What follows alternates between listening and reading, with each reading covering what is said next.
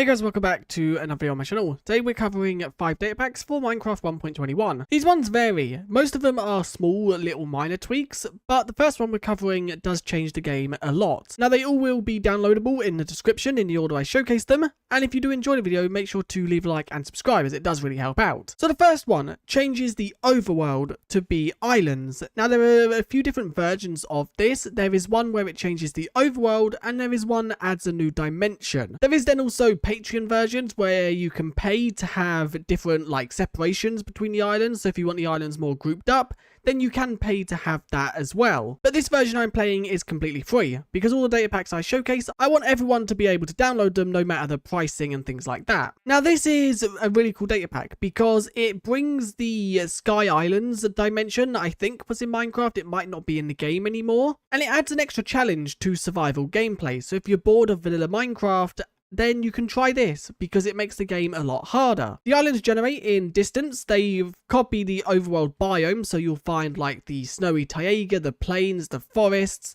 And if we go low, we are currently at 263. If we drop down in the world, you can see there is also different levels to the islands, as well as islands right at the bottom of the world that spawn cave versions. Like this one right here is a deep dark, with then also some ores in the walls, some skulk and skulk shriekers. If we head over here, you can also see a amethyst geode.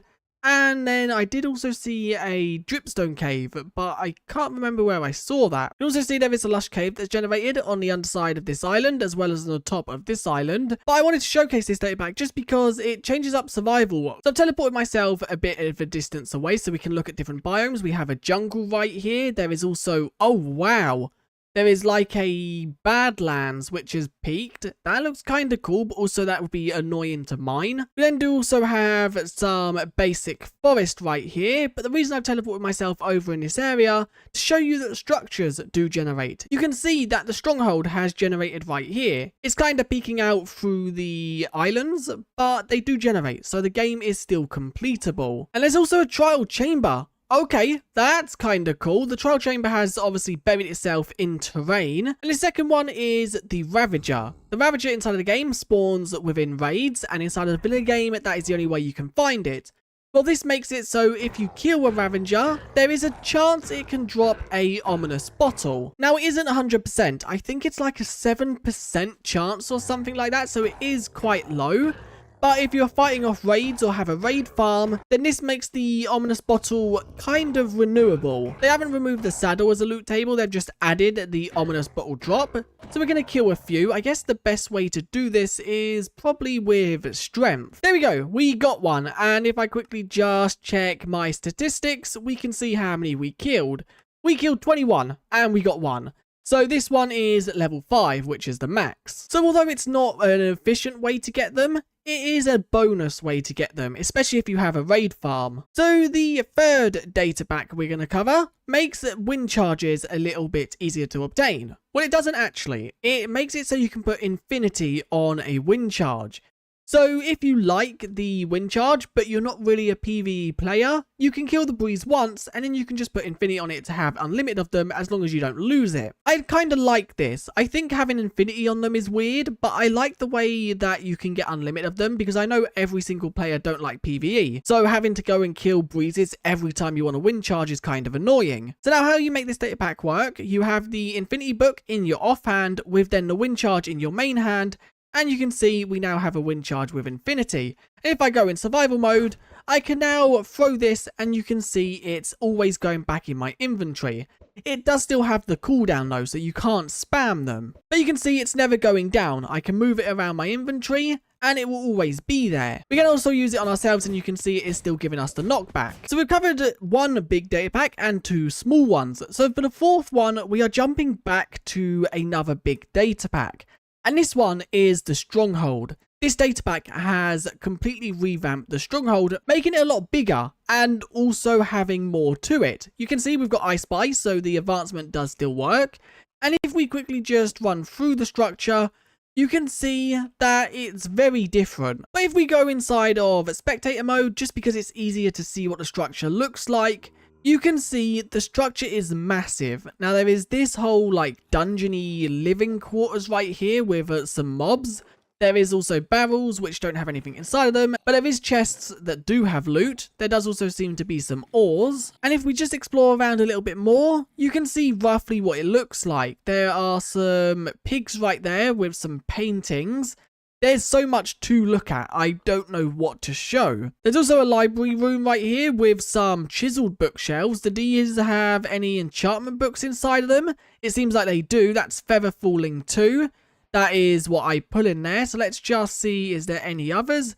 So it seems like they are mainly normal unenchanted books, but there is also some that are enchanted as well. And then there is also a chest with a banner pattern and another book, as well as a load of bookcases. So it seems like this is the room you're meant to find first, and it does have a chest right here with some loot. But then behind this, like, bookcase, if you break it, there is then a staircase that goes up to this hidden room. So now, looking around to try and find some things we haven't explored, there's another painting room right there. There is then this, like, cobblestone area with more barrels and then more chests with, once again, some loot. But this changes up the Stronghold a lot. So if you want more to explore in a Stronghold, then this is definitely a data pack you should download. Now, one thing I have noticed, there is a end portal room right here.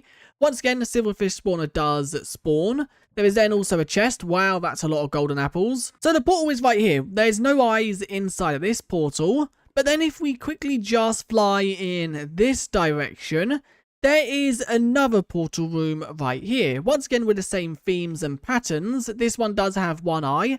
So I'm not too sure if every single Stronghold has 2 portal rooms or if this is generated weirdly. There is also a load more loot here as well that you can come and grab if you need it. From bookcases, paintings, to just random chests filled with useful resources. The 5th and final data pack we're going to cover brings some changes to the LA. It makes them easier to work with. So the first change is if you have a block of amethyst underneath a note block, the LA will always remember that note block, even if it goes too far away. So if we was to give this LA, let's just give it some birch planks. There we go. And if I was to throw them on the floor, the LA will go back to this note block rather than going to me. Even once the note block timer runs out, because I think they only keep notice of a note block for a certain time limit. But with a block of amethyst underneath, it will always go back to this note block rather than throwing it to me. And I never realised the throwing sounds of an LA are really weird. Now another change is if they don't have an item in their hand, they will stay close to the ground. Whereas inside of Minecraft, they will fly up as high as they want.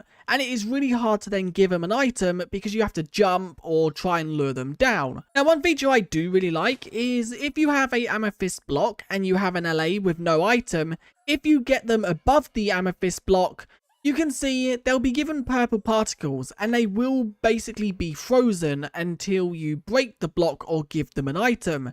So if I give them the item, you can see they are now free to move. This means that if you have like an LA breeding area, you can set the LAs on amethyst blocks ready for when you need a spare one. Now the final feature I'm going to showcase of this data pack is the ability to pick LAs up in books. Now all you have to do is throw the book at the LA. You can see it's now inside of the book. It did also drop the item it was holding. And we now have the LA inside of this book, meaning that we can take it wherever we want in the world without having to make sure they are following us. And when we want it placed down, so let's say we want it here, we can throw the book on the ground, the LA pops out, the book is then placed on the ground, and we can now give it an item so it can start picking up again. But anyway, that is it for this video. If you did enjoy, do like and subscribe. Let me know what you guys thought of the data packs in the comments. If you have any data packs you'd like me to cover, then do leave them in the comments as well. And I'll see you guys in the next one. Bye.